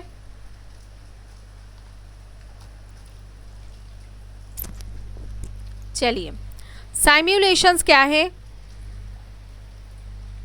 साइम्युलेशंस क्या है बोलिए। Baudrillard argues modern society is dominated by simulations. इसका मीनिंग क्या है, क्रिएटिंग मॉडल्स और sign that represent reality. Virtual reality हो गया, डिजिटल अवतार हो गया, एआई जनरेटेड इमेजेस हो गया, एडवर्टाइजमेंट्स इमेजेस हो गया, है ना, अभी अभी हमने पढ़ा। Simulacra and the 3 orders of reality क्या है, simulacra and simulation. Baudrillard explains the 3 stages. First order is a copy of reality. The image reflects reality. An example क्या है, a photograph of a person. याद रहेगा, yes or no. Second order क्या है, distorted reality है. The image changes and exaggerates reality. Example, advertising making a product appear better than it is. Third order क्या है, hyper reality. The image has no connection with reality but becomes accepted as real. Virtual influencers, artificial online identities. Okay. The system of objects 1968. Topic क्या है, consumer society, objects as a symbols, ये सब system of objects में आता है.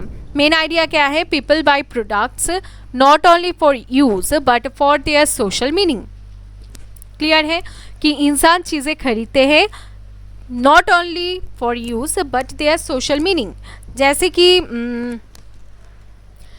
कि मेरे पास अभी दिखाने के लिए कुछ नहीं है. जैसे कि मेरे पास एक हैंड वॉच है ना.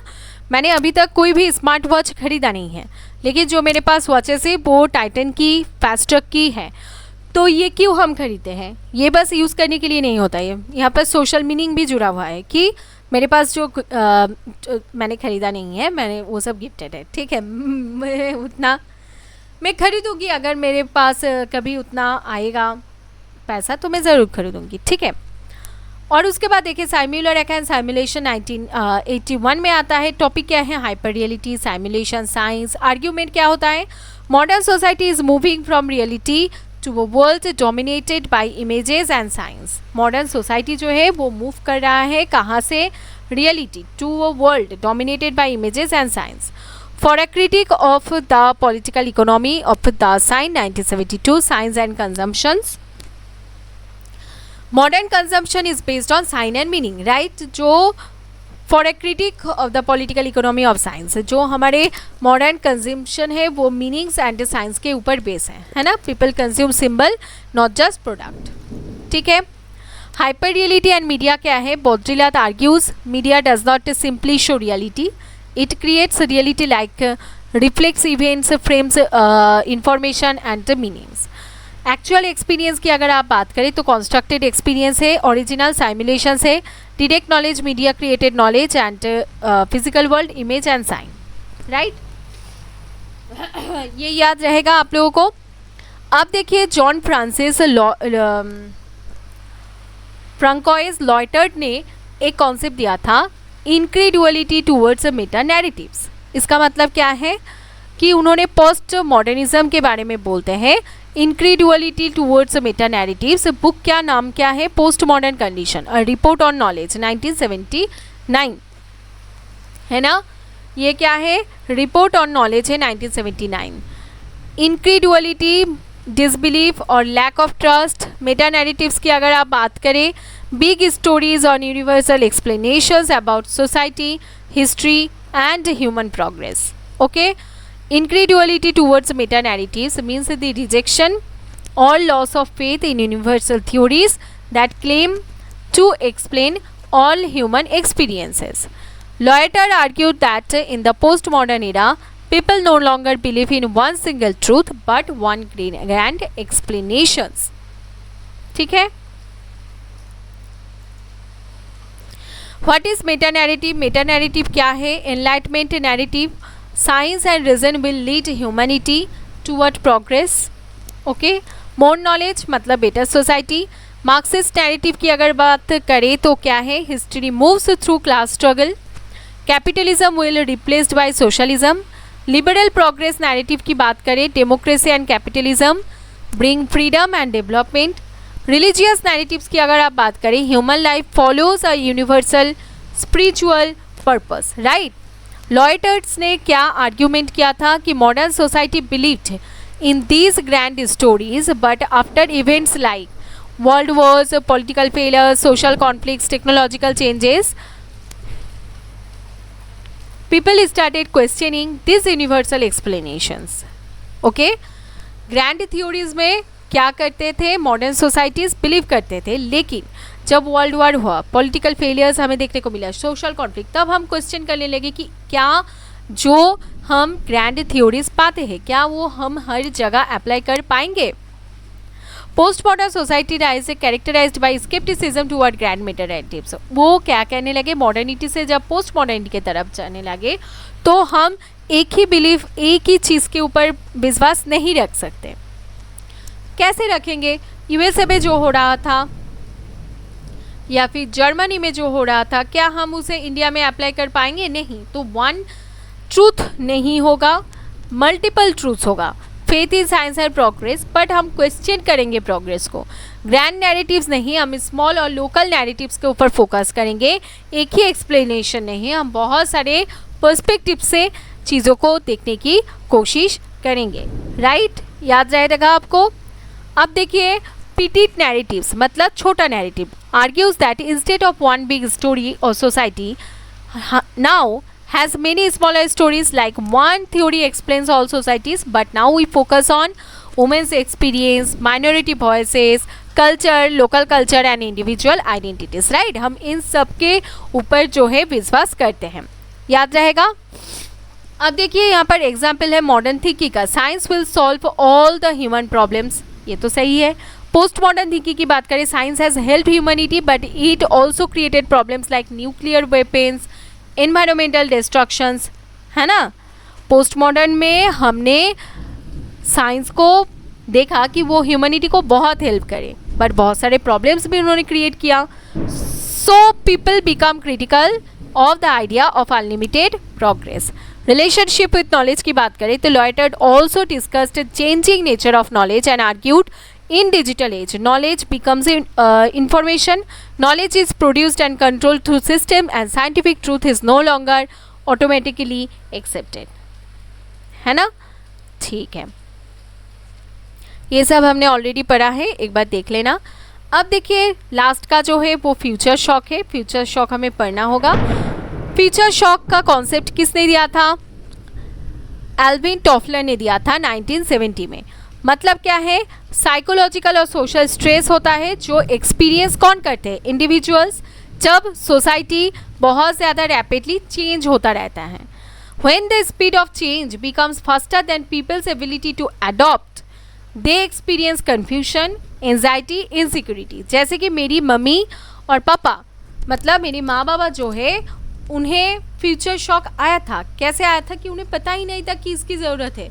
उन्हें पता था कि ये अगर हम अपने बेटी को और बच्चों को देंगे तो वो बिगड़ जाएंगे, लेकिन उसका ज़रूरत क्यों है, क्यों देना चाहिए, कहाँ पर हम इसे कंट्रोल करेंगे, ये सब के बारे में उन्हें नहीं पता था. तो ये एक फ्यूचर शॉक था. टॉफलर आर्ग्यू करते हैं कि modern society is moving through rapid technological and social transformation. जो हमारे मॉडर्न सोसाइटी है वो कहाँ जा रहे हैं? वो मूव कर रहे हैं बहुत ज़्यादा रैपिडली, है ना. न्यू टेक्नोलॉजी की बात किया जाए, चेंजिंग फैमिली पैटर्न की बात किया जाए, न्यू ऑक्यूपेशंस की बात किया जाए, इंफॉर्मेशन एक्सप्लोरेशंस की बात किया जाए, है ना. These changes create a feeling of being overwhelmed. Okay, उसके बाद देखिए टेक्नोलॉजिकल एक्सेलरेशन की बात किया जाए, रैपिड डेवलपमेंट ऑफ टेक्नोलॉजी, जैसे कि एआई, स्मार्टफोन्स, ऑटोमेशन, ये सबसे हमें क्या होता है, फ्यूचर शॉक होता है ना, anxiety, loss of identity, stress, information overload. आप फ़ोन खुलते नहीं हो कि आपके पास बहुत सारे इन्फॉर्मेशन आने लगता है कि यहाँ ये हुआ, वो वहाँ वो हुआ, हमें इतनी इन्फॉर्मेशन की ज़रूरत भी नहीं है और जो हमारे लिए अच्छे भी नहीं होते हैं, ठीक है, फिर भी हम देखते हैं। सोशल चेंज की बात करें, traditional institutions change quickly, family structure, work place pattern, education system, isn't it? Toffler's gave 3 waves of society. First क्या था, agriculture, second industrial, third information society था, है ना। इन सब के बारे में मैं और डिटेल में नहीं जा रही हूँ क्योंकि ये ऊपर ऊपर से भी अगर आप याद रखोगे तो काम चल जाएगा। वर्चुअल कम्युनिटी हावर्ड रेगोल्ड ने दिया था। The virtual community home स्टेडिंग on electronic frontier 1993।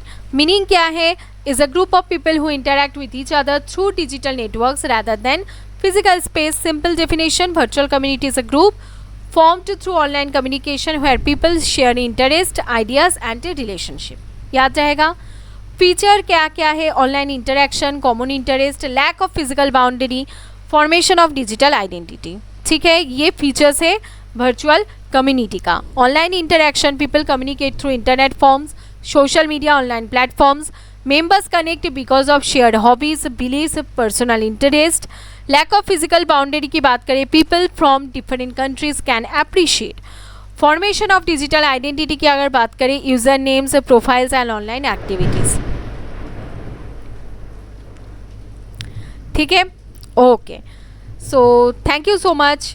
आशा रखती हूँ कि आपको इस क्लास में जितने भी सारे इन्फॉर्मेशन मिले वो आपके एग्ज़ाम में काम आएगा। और मेरा गला बस अभी बैठ गया है, अभी भी 2 क्लासेस लेना है, पता नहीं कैसे लूँगी, ले लेंगे, ऐसी कोई बात नहीं है, ठीक है, थोड़ा रेस्ट चाहिए बस। Thank you so much. आप लोगों से मिलते हैं बाद में फिर दूसरे क्लास के साथ। आज ही होगा, 2 क्लास आज ही कंप्लीट करेंगे हम।